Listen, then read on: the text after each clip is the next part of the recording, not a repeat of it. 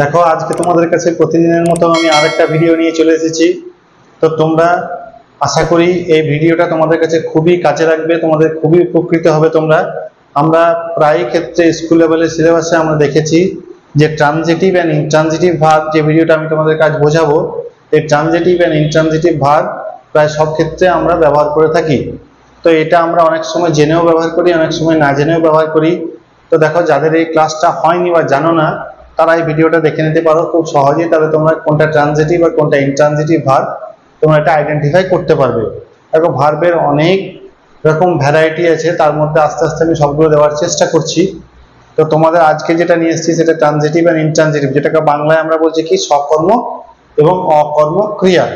তো এই সকর্মক এবং অকর্মক ক্রিয়াকে আমরা যখন ভাগ করব, এই ভার্বের এই ভাগটা বেসিক্যালি আমরা কিসের উপর করে থাকি না, এটা বেসড অন অবজেক্ট।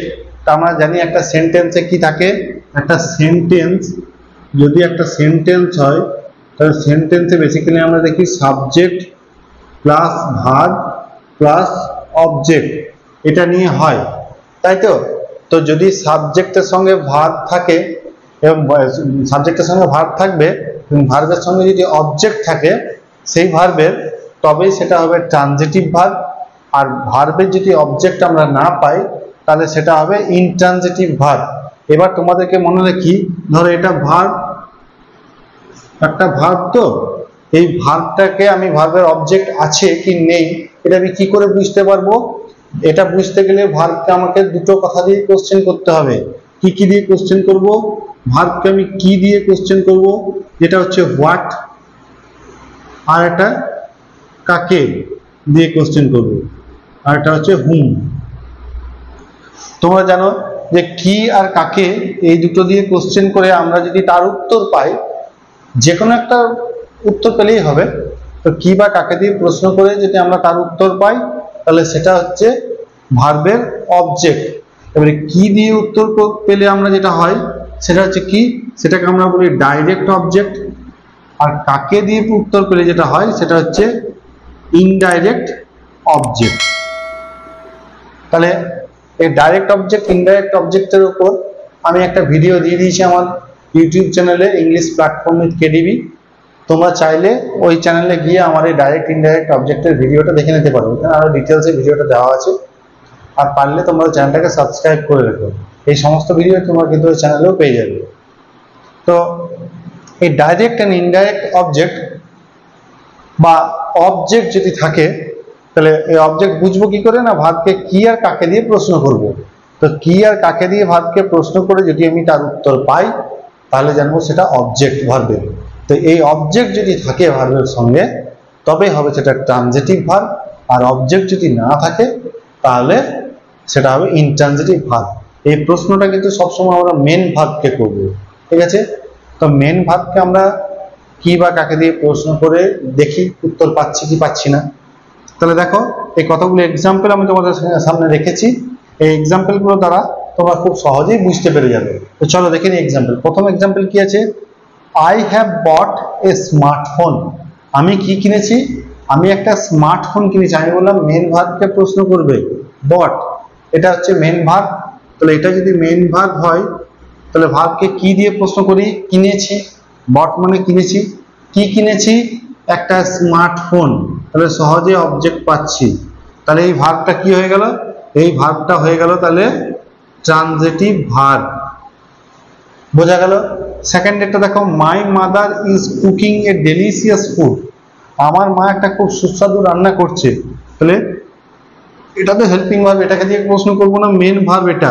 তো এটা হচ্ছে মেন ভার্ব, এটাকে প্রশ্ন করব কুকিং, রান্না করছে। কি রান্না করছে? এ ডেলিশিয়াস ফুড। এটা দেখো একটা অবজেক্ট হয়ে গেল, তাই না? তাহলে অবশ্যই ভার্বটা কি? Transitive verb. She is writing a story. সে কি করছে? সে একটা স্টোরি লিখছে। মানে রাইটিং কে প্রশ্ন করব কি লিখছে, এটা হচ্ছে মেন ভার্ব। তাহলে ভার্বকে প্রশ্ন করব কি লিখছে, মেন ভার্ব, এটাকে প্রশ্ন করছি কি লিখছে না এ স্টোরি, অবজেক্ট পেয়ে যাচ্ছি। তাহলে এটা হচ্ছে কি? Transitive verb. The sun shines brightly. আলোকিত করছে। কি আলোকিত করছে? কাকে আলোকিত করছে? পাচ্ছি, পাচ্ছি না কোনো অবজেক্ট, তাহলে এই ভার্বের কোনো অবজেক্ট নেই, এটা হয়ে গেল ইনট্রানজিটিভ ভার্ব। বোঝা গেল? The car is moving fastly. Moving, কি মুভিং করছে, কাকে মুভিং করছে, কোনো অবজেক্টের উত্তর আসছে, আসছে না, তাহলে এটা হয়ে গেল intransitive verb. She is standing on the table. Standing, দাঁড়িয়ে আছে, কি দাঁড়িয়ে আছে, কাকে দাঁড়িয়ে আছে, কিছু উত্তর আসছে, আসছে না, তাহলে এটা হয়ে গেল কি ইনট্রানজিটিভ ভার্ব। বুঝতে পারলে? এবারে ইংরেজিতে ম্যাক্সিমাম ভার্বই আছে যেগুলো ট্রানজিটিভ এবং ইনট্রানজিটিভ, আমরা বোথ ইউজ করতে পারি। এগুলো তো বুঝলাম যে ট্রানজিটিভ। এবার ধরো তোমাকে একটা ভার্ব দিয়ে দেবে, তো সেই ভার্বে স্কুল লেভেলের সিলেবাসে প্রায় আমরা দেখতে পাই, সেই ভার্বটাকে বললো একবার ট্রানজিটিভ হিসাবে ইউজ করো, একবার ইনট্রানজিটিভ হিসাবে ইউজ করো। তো চলো আমরা একটাই ভার্ব, একটা সেম ভার্ব আমরা কিভাবে ট্রানজিটিভে এবং ইনট্রানজিটিভে আমরা ইউজ করতে পারি, চলো সেটা একবার দেখে নিই। তো দেখো, একটা ট্রানজিটিভ ভার্ব ইনট্রানজিটিভ হতে পারে, আবার ট্রানজিটিভ হতে পারে একটা ভার্ব। তো এটা আশা করি বুঝতে পারলে যে ভার্বের যখন আমরা অবজেক্ট পেয়ে যাচ্ছি তখন সেটা ট্রানজিটিভ ভার্ব, আর ভার্বের যখন অবজেক্ট পাচ্ছি না তখন ইনট্রানজিটিভ ভার্ব। আর সব সময় কোন ভার্বটাকে প্রশ্ন করব, হেল্পিং ভার্বটাকে নয়, মেন ভার্বকে আমরা প্রশ্ন করব কি দিয়ে বা কাকে দিয়ে। ঠিক আছে, কি বা কাকে দিয়ে প্রশ্ন করে যদি উত্তর পেয়ে যায় অবজেক্টে, তাহলে সেটা ট্রানজিটিভ, না পেলে ইনট্রানজিটিভ। তো চলো এবার দেখে নিই যে একটা ভার্ব আমরা ট্রানজিটিভ এবং ইনট্রানজিটিভ দুটোতেই কিভাবে ইউজ করতে পারছি। চলো দেখে নেওয়া যাক। তো তাহলে দেখো, এবার আমরা যেটা তোমাদেরকে বললাম যে কিছু কিছু ভার্ব আছে যেগুলো আমরা ট্রানজিটিভ এবং ইনট্রানজিটিভ বোথ আমরা ব্যবহার করতে পারি। এটা কিন্তু খুবই ইম্পর্টেন্ট, এটা যে কোনো স্কুল সিলেবাসে এগুলো কিন্তু দিয়ে থাকে, তোমরা কিন্তু বারবার এগুলোকে দেখবে এবং এটা খুব ভালো করে বুঝবে, তাহলে কিন্তু তোমাদের আজীবন এগুলো কাজে লাগবে। তো দেখো কোন কোন ক্ষেত্রে, এই যে আমরা দেখো লিখে দিয়েছি যেভাবে একটা ইনট্রানজিটিভ ভার্বকে আমরা ট্রানজিটিভে ব্যবহার করি, এটা সাধারণত আমরা তিনটে প্রসেসে আমরা ব্যবহার করি। দেখো, একটা হচ্ছে কগনেট অবজেক্ট হিসাবে, মনে রাখবে এটা খুব ইম্পর্টেন্ট, অনেক সময় কগনেট অবজেক্টকে চুজ করতে দেয় যে কোনটা বলতো সেন্টেন্সে কোনটা কগনেট অবজেক্ট। তো কগনেট অবজেক্ট হিসাবে আমরা একটা ব্যবহার করে থাকি একে, আর একটা ব্যবহার করে থাকি পজিটিভ ভার্ব হিসাবে, আর একটা ব্যবহার করে থাকি ফ্রেজাল ভার্ব হিসাবে। তাহলে তিনটে পদ্ধতিতে আমরা দেখো একে ব্যবহার করে থাকি, একটা ফ্রেজাল ভার্ব হিসাবে ব্যবহার করছি, একটা কগনেট অবজেক্ট হিসাবে ব্যবহার করছি, একটা পজিটিভ ভার্ব হিসাবে ব্যবহার করছি। তাহলে দেখো আমি তিনটেরই এক্সাম্পল দিয়ে দিচ্ছি। আমি তার আগে তোমাদেরকে এই এক্সাম্পলটা বোঝাতে বোঝাতে আমি তোমাদেরকে এই কগনেট অবজেক্টটা কি, পজিটিভ ভার্বটাই বা কি, আর ফ্রেজাল ভার্ব তোমরা তো জানো, পড়েছো, তো এটা তোমরা দেখো এখানে দেখে বুঝতে পারবে। তো দেখো, দ্য বেবি ইজ স্লিপিং, প্রথমটা আছে দ্য বেবি ইজ স্লিপিং। তাহলে দেখো বেবি ইজ স্লিপিং, এখানে এটাই হেল্পিং ভার্ব, এটাই মেন ভার্ব, মেন ভার্বের মতো কাজ করছে। কি করছে বেবিটা? ঘুমাচ্ছে। ঠিক আছে, তাহলে এটা হচ্ছে কি, এই যে বেবিটা ঘুমাচ্ছে, এটা দেখো এই যে ইজ স্লিপিং, এটা হচ্ছে হেল্পিং ভার্ব, সরি এটা হচ্ছে হেল্পিং ভার্ব, এটা হচ্ছে মেন ভার্ব। তাহলে বেবিটা ঘুমাচ্ছে, তাহলে এই মেন ভার্বকে আমি প্রশ্ন করব, কি বা কাকে দিয়ে প্রশ্ন করে কোনো উত্তর পাচ্ছি? পাচ্ছি না।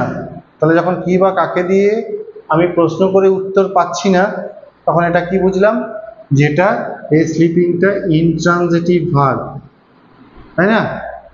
এবার দেখো এই স্লিপ দিয়েই আমি আর একটা করেছি, she slept, a sound sleep, sound sleep মানে গভীর ঘুম, সে একটা গভীর ঘুমে ঘুমাচ্ছিল। তাহলে স্লিপড, স্লিপ মানে ঘুমাচ্ছিল, কি ঘুমাচ্ছিল? একটা গভীর ঘুম। ঠিক আছে, তাহলে এটার অবজেক্ট পেয়ে গেলাম। আর এই অবজেক্টটা কেমন? অবজেক্টটা হচ্ছে এই সাবজেক্টের অবজেক্ট এবং কগনেট অবজেক্ট। কেন কগনেট অবজেক্ট? দেখো ভার্ব, এই ভার্বটা দেখো কি আছে, স্লিপড, আর অবজেক্টটা কি আছে, স্লিপ। তো দেখো এই ভার্ব স্লিপড আর অবজেক্ট স্লিপড, এই দুটো কথারই একটা বেস ওয়ার্ড থেকে এসছে, সেটা হচ্ছে কি, স্লিপ। তো দুটো যখন দেখবে তোমরা যে দুটোরই বেস ওয়ার্ডটা একটাই ওয়ার্ড থেকে এসছে, অবজেক্টের যে ওয়ার্ড থাকবে স্লিপ আর এই ভার্বের যে ওয়ার্ড থাকবে, এই দুটো ওয়ার্ড যখন দেখবে একটা বেস ওয়ার্ড থেকে ক্রিয়েট হয়েছে, তখন জানবে কি এটা হচ্ছে এই স্লিপড ভার্বের কগনেট অবজেক্ট। এটাকে সমধাতুজ ক্রিয়া বলে বাংলাতে। একই ধাতু থেকে উৎপত্তি, ঠিক আছে, মানে একই ধাতু থেকে উৎপত্তি হয়েছে ক্রিয়াটা। তো দেখো স্লিপটা আর স্লিপড এটা কিন্তু একটা ওয়ার্ড, একটা বেস ওয়ার্ড থেকে উৎপত্তি হয়েছে, স্লিপ থেকে, তাই না? তাই এটা হয়ে গেল কগনেট অবজেক্ট কার, এই স্লিপড ভার্বের। বুঝতে পারলে? আর এই ভার্বটা হচ্ছে ট্রানজিটিভ ভার্ব। বোঝাতে পারলাম?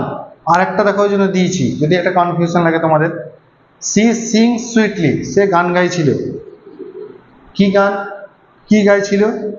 এখানে ভার্ব, সে গাইছিল, কি গাইছিল? উত্তরে পাচ্ছি না অবজেক্টে, কাকে উত্তরে পাচ্ছি না, তাই এটা ইন্ট্রানজিটিভ ভার্ব। আবার দেখো হি স্যাং এ বিউটিফুল সং, সে কি করছিল, গেয়েছিল একটা সুন্দর গান, তাহলে এটা অবজেক্ট। আর কেমন, এটা হচ্ছে ভার্ব, তাহলে এটা হচ্ছে কেমন, কেমন ভার্ব, ট্রানজিটিভ ভার্ব। আর দেখো স্যাং, এই যে ভার্বটা দেখো স্যাং, আর অবজেক্টে কি আছে, সং। এই স্যাং আর সং একটা বেস ওয়ার্ড থেকে উৎপত্তি হয়েছে, সেম বেস ওয়ার্ড, সেটা সং। সং থেকে সিং, স্যাং, সং এগুলো আমরা বলি। তাহলে ওর বেস ওয়ার্ড হচ্ছে একটা, মানে মূল যে জায়গা, মূল একটা ওয়ার্ডই, এদের দুজনের মূল ওয়ার্ডটা হচ্ছে একটাই।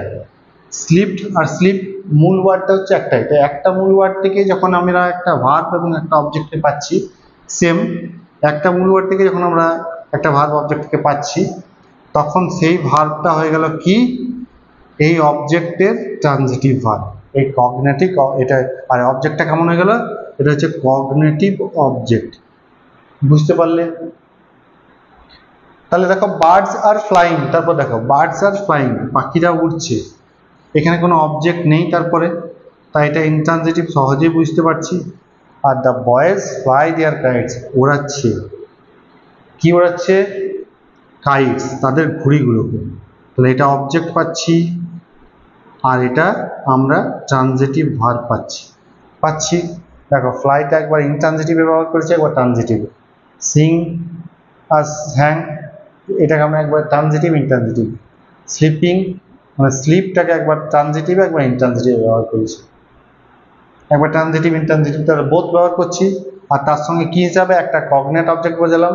এবারে কজেটিভ ভার্ব হিসাবে, কজেটিভ ভার্বটা কি না, পজিটিভ ভার্বটা হচ্ছে যে একটা ভার্ব, এই ভার্বটা দেখো যে কাজটা, এই কাজটা কি হয়ে যাচ্ছে, এই কাজটা কিন্তু নিজে নিজে করছে না, ঠিক আছে, অবজেক্ট কিন্তু নিজে নিজে কাজটা করতে পারছে না, অবজেক্টের কাজটা কার দ্বারা করা হচ্ছে, সাবজেক্টের দ্বারা।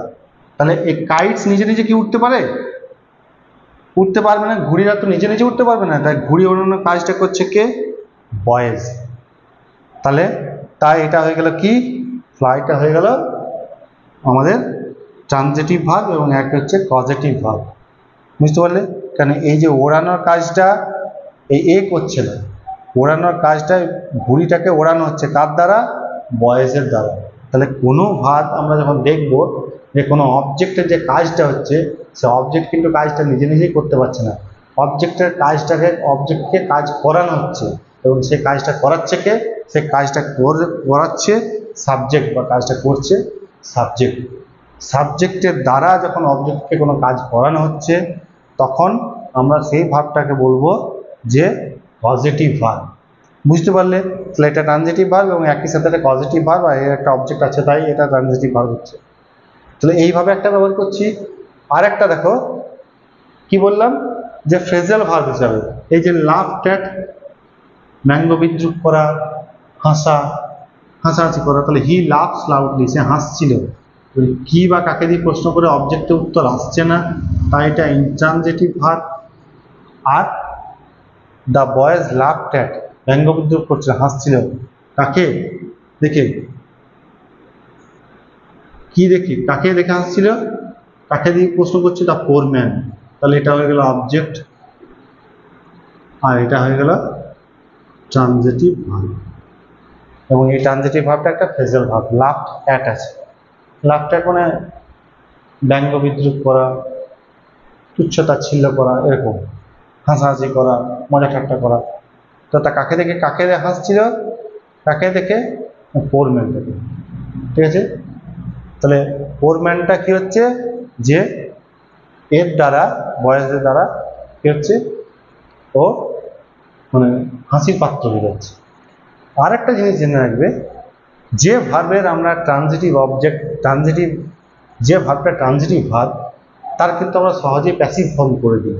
তাহলে তোমরা যদি প্যাসিভ ফর্ম করে দিতে পারো কোনো একটা এই সেন্টেন্সের, তখনই দেখবে সেই ভার্বটা অবশ্যই কিন্তু ট্রানজিটিভ ভার্ব। দেখো, সব ট্রানজিটিভ ভার্ব দেওয়া অবজেক্ট ভার্বগুলোই, সেন্টেন্সগুলোই আমি কিন্তু প্যাসিভ ফর্ম করে দিতে পারি খুব সহজে, তাই না? তাহলে যদি তোমাদের ভিডিওটা ভালো লাগে, যদি তোমরা বুঝতে পেরেছো, তাহলে তোমরা অবশ্যই আমাকে কমেন্টস করবে। আর এই ভিডিওটা ভালো লাগলে তোমরা অবশ্যই চ্যানেলটাকে কিন্তু লাইক, শেয়ার এবং সাবস্ক্রাইব করে দিও। আর এই ফেসবুক পেজটাকে অনেক অনেক শেয়ার করে দিও এবং অবশ্যই ফলো করো পেজটা। এরকম আরও সুন্দর ভিডিও নিয়ে আমি তোমাদের সামনে হাজির হব। আজকে এটুকুই থাকলো, ধন্যবাদ, ভালো থাকো।